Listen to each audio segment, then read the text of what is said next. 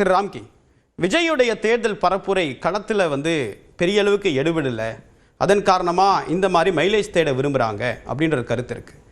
எது யதார்த்தமாக இருக்க வாய்ப்பு இருக்குது? யாருக்கிட்ட இருந்து லீக் ஆகிருக்க சான்சஸ் இருக்குது? இல்லை, எத்தனையோ அரசியல் ஸ்டண்ட்டில் இது ஒரு அரசியல் ஸ்டண்ட், அவ்வளோதான்.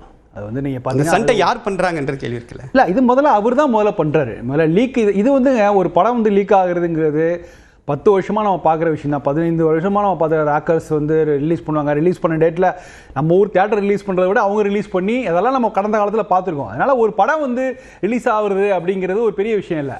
ஆனால் அது எப்போ லீக் ஆகுதுங்கிறது தான் முக்கியம். இன்றைக்கி இந்த படம் ஒரு இடத்துல ஷெட்யூல் பண்ணிட்டாங்க.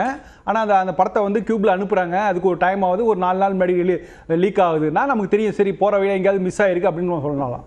ஆனால் இது இன்னும் போல இன்னும் டேட்டை இன்னும் முடிவு பண்ணல, சென்சார்ட்ட இருக்குது. அப்படி இருக்கும்போது இதுக்கு அவரே விளக்கமாக சொன்னார், சுகுணா நல்லா விளக்கமாக சொன்னார்.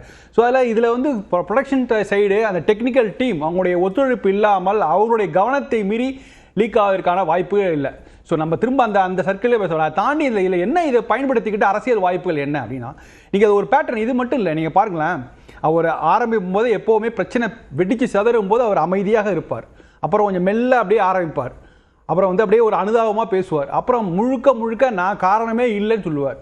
இந்த பேட்டர்ன் நீங்கள் இது வரைக்கும் மேட்ச் பண்ணி நீங்கள் பார்க்கலாம். அது கரூர் சம்பவத்தில் ஆரம்பித்து இன்றைக்கி இந்த படம் வரைக்கும் நடுவில் நிறைய எபிசோட் இருக்குது. அதில் முக்கியமான எபிசோடு அவர் தனிப்பட்ட வாழ்க்கை சம்பந்தமானது. அது அந்த டைவர்ஸ் பேப்பர் வெளில வந்தபோது கூட அது யார் லீக் பண்ணாங்க பற்றினே கேள்வியில் இன்றைக்கும் எழுதல, அவரும் எழுதல. அதை பற்றி அவர் கவலையும் படலை. அதை அவசரமாக கடந்து போகிறார். ஸோ அதனால் எல்லா விஷயத்துலையும் ஒரு பேட்டர்ன் இருக்குது. இந்த பேட்டர்ன் இன்றைக்கி மாறும். அவர் தடுமாறுகிறாருங்க நம்ம நினச்சிட்டு இருக்கோம். ஆனால் அது ரொம்ப பர்பஸாக பண்ணுறாரு. இன்றைக்கி உச்சி வெயிலில் 12:30 மணி ஒரு 2 மணிக்கு திடீர்னு சைக்கிள் ஓட்டு போகிறாருன்னா அது ஒரு ஸ்டென்ட்டு தான். அது ஏங்க சைக்கிள் ஓட்டணும்? நீங்கள் 2:30 மணிக்குள்ளே பிரச்சாரம் முடிச்சுட்டு வரணும்ல. அப்ப நீங்க பர்பஸா நீங்க தவிர்க்கிறீங்க அந்த பிரச்சாரம். போனால் அதுல என்ன சாகசம்? அது எல்லாருமே பண்ணிருக்காங்க. சாகசம் இல்ல, நீங்க வண்டி ஓட்டினா எங்க வேணா வண்டி ஓட்டலாம். இன்னைக்கு அந்த இடத்துல போய் கொஞ்ச நேரம் ஓட்டி அங்கங்க நின்று பொறுமையா டிலே பண்ணி போறதுக்கு பின்னாடி அதுல என்ன நோக்கம் இருக்கும்? அதுல என்ன நோக்கம்? ஒரே நோக்கம் தான். அங்க போயிட்டு நீங்க சீமான் பத்தி பேச வேண்டும், சீமானுக்கு எதிராக ஏதாவது பேசி ஆகணும். காரைக்குடியில நீங்க அதுக்கெல்லாம் எவ்வளவு சார் கஷ்டப்பட்டு ஏன் காரைக்குடிக்கு வரீங்க? தமிழ்நாட்டில் 233 தொகுதியில் எத்தனை தொகுதிகளும் போயிருக்கலாம்.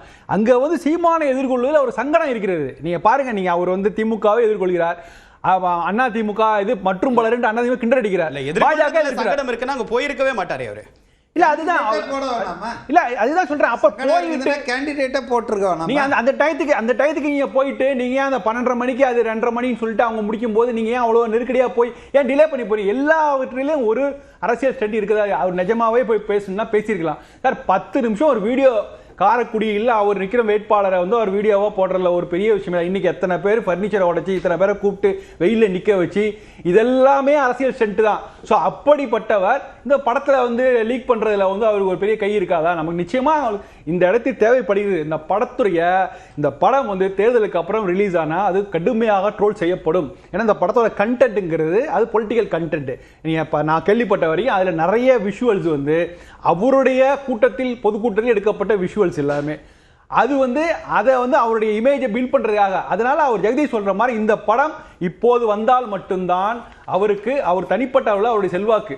என் படம் ஓடுமா ஓடாட்டா அது திரும்ப நீங்க 10 வருஷம் கழிச்சு இந்த படத்தை போட்டா கூட ஏதாவது ஓடும். அது ஒரு குறைந்த அளவுக்கு வசூல் பண்ணும். பட் இன்னைக்கு இந்த படம் ரிலீஸ் ஆகவில்லை என்றால் அவருடைய தனிப்பட்ட இமேஜ்ங்கிறது அதுக்கான அது ஒரு முக்கியமான ஆதாரமாக அதை பார்க்குறாரு. ஆனால் எப்படியா ரிலீஸ் பண்ணணும், சென்சார் இருக்கும்போது எப்படி ரிலீஸ் பண்ணுறது? அதனால இப்படி லீக் பண்ணுறாங்க. லீக் பண்ணிட்டு வர ரியாக்ஷன்லாம் பாருங்க, ரொம்ப நம்ப முடியாத ரியாக்ஷன் தான் இருக்குது.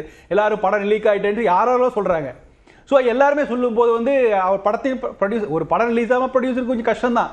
ஆனாலும் நீங்கள் அதை தாண்டி இதுக்கு பின்னாடி ப்ரொடியூசருக்கே தெரியாமல் லீக் செய்யப்பட்ட படம் அப்படின்னு சொன்னால் நான் இதெல்லாம் சொல்லுவேன். அந்த அளவுக்கு இதை எப்படி நீங்கள் எடுத்துக்கிறது? இது நிச்சயமாக அரசியல் ஸ்டண்ட், அரசியல் சதின்னு சொன்னால் அந்த சதிக்கு முக்கியமாக அவர் பின்னணி இருப்பவர் தான் காரணம். வழியா நீங்கள் வேற யாரும் அங்கே உதயநிதி பிரச்சாரத்தில் இருக்கார். எல்முருகன் தகவல் ஒலிபரப்புத்துறை இணையமைச்சராக இருந்தார். ஏங்க அவர் மேலே விஷயத்துக்கே அவர் சொன்னது கிடையாது. பாஜக பற்றி தமிழ்நாட்டில் இத்தனை வருஷம் யாரோ என்னென்னமோ பேசினாங்க. அதை பற்றி யாராவது விளக்க சொல்வதற்கு அவர் எவ்வளவோ செய்திருக்கலாம். அவர் தனியாக ஒரு ஊடகத்தை வளர்த்திருக்கலாம், என்னமோ இன்ஃப்ளூயன்ஸ் பண்ணியிருக்கலாம். அவர் ஒன்றுமே பண்ணல. இதை அவர் அமைச்சராகவே அவர் பெரிய அளவு செயல்படாத போது இந்த ஒரு விஷயத்தில் அதெல்லாம் போய் கொடுத்து இதெல்லாம் என்ன? இதுக்கான ஆதாரம் என்ன? ஆதவ அர்ஜுனாவுடைய கதைகள்லாம் தனி கதைகள். அவர் சொன்னதுல நீங்க விஜய் என்ன சொல்றாரோ, விஜய்க்கான நெருக்கடி இப்ப ரொம்ப நெருங்கிட்டே இருக்கு. அரசியல் ரீதியாக அவர் சீமானை எதிர்கொள்ள முடியவில்லை மற்றும் பலன்னு சொல்லி கடந்து போறார். அதிமுகவை எதிர்கொண்டே ஆக வேண்டும். விஜய் எதிர்பார்த்த மொமெண்டத்தை கிரியேட் பண்ண முடியலன்னு சொல்றீங்களா? தேர்தல் களத்துல தாக்கத்தை ஏற்படுத்த முடியல. நீங்க எப்படி நீங்க சீமான் ரொம்ப தெளிவா இருக்காருங்க. ஆனா எல்லாரையும் எதிர்த்து பேசுவேன் அப்படின்னு சொல்றாருங்க. அந்த மாதிரியான ஒரு பாயிண்ட்டுக்கு வருவதற்கு ட்ரை பண்றாரு. நீங்க அந்த ஒரு மாற்று சக்தின்னு சொன்னா அந்த இடத்துக்கு வந்து நின்று பேசணும். எல்லா கட்சிகளிலிருந்து சமதொலையில் நின்று பேசணும். அது அவரால் முடியல. அதுக்காக என்ன பண்றாரு, சில பேர் கடந்து போகும்போது இப்ப பாருங்க, காங்கிரஸ் பத்தி என்னைக்கும் பேசவே இல்லை. திடீர்னு ஒன்று நிஜமான காங்கிரஸ் எங்கிட்ட தான் இருக்காங்கன்னா காங்கிரஸ்காரங்க சும்மா விடுவாங்களா? இப்ப பாருங்க எவ்வளவு பெரிய சிக்கலாகுது. சோ அதனால இன்னைக்கு ராகுல் காந்தி இவர் வந்து திமுகவுக்கும் பாஜகவுக்கும் சம்பந்தம் இருக்கிறது அப்படிலாம் சொல்லும் போது கூட காங்கிரஸ்காரர் அமைதியா இருந்தார். இன்னைக்கு ராகுல் காந்தி என்ன சொல்ல போகிறார்? நிஜமான காங்கிரஸை கபலீகரம் பண்ற மாதிரியான விஷயம் சொல்லலாம். இப்ப இதுக்கெல்லாம் காங்கிரஸ் பதில் சொல்லி ஆகணும். அவங்க திரும்ப பதில் சொன்னா இவருடைய நிலைமை ரொம்ப சிக்கலாகும். சோ அதனால ஏகப்பட்ட குழப்பம், ஏகப்பட்ட அரசியல் சிந்தனை. இதை எப்படி கதையை ஆரம்பித்து விட்டு விட்டார், எப்படி முடிக்கிறதுன்னு தடுமாறிட்டு இருக்கார் திரு மதிவாணன். என்ன பேசுறதுன்னு தெரியாம சீமானுக்கு எதிராக பேசுறதா வேண்டாமா, அதனால மௌனமா வந்துட்டாரு. தாமதமா போனதுக்கான காரணமும் அதுதான், அவருடைய பழக்கமாகவும் இருக்கு. சீமானுக்கு எதிராக என்ன பேசுறதுன்னு தெரியல, ஒரு குழப்ப நிலையில இருக்காரு. அதுதான் விஜயுடைய தற்போதைய நிலை அப்படின்றாரு. அது அவருடைய பர்சனல் ஒப்பீனியன், அது கிடையாது. அவரை பொறுத்தவரையில் இந்த தேர்தல் களத்தில் திமுகவுக்கும் தாவேகாவுக்கும் தான் போட்டி என்பதை அவர் பலமுறை அவர் சொல்லியிருக்காரு. இதுதான் களத்தில் இருக்குதுன்னு அவர் நம்புறாரு.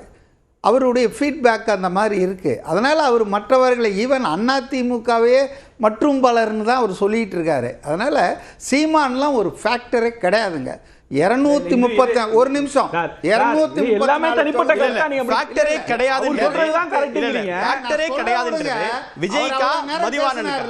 234 தொகுதியில் மேக்சிமம் ஒரு 7-8 தொகுதியில் 4 முனை போட்டி இருக்கலாங்க. 4 முனை போட்டி இருக்கும். 234 தொகுதிகளிலும் ஒரு இல்ல கிடையாது.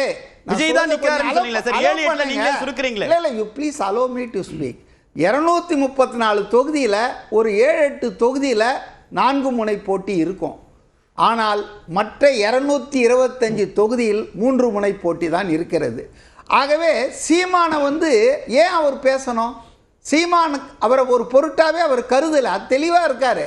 அதனால சீமான் எந்த அளவுக்கு விக்கிரவாண்டி மாநாட்டுக்கு பிறகு நீங்கள் இந்த பக்கம் நில்லுங்க, இல்லை அந்த பக்கம் நில்லுங்க, நடுவில் நின்று லாரியில் அடிபட்டு சாவன்லாம் சாபம் கொடுத்தாரு. அதை கூட அவர் எதிர்வினை ஆற்றவே இல்லையே.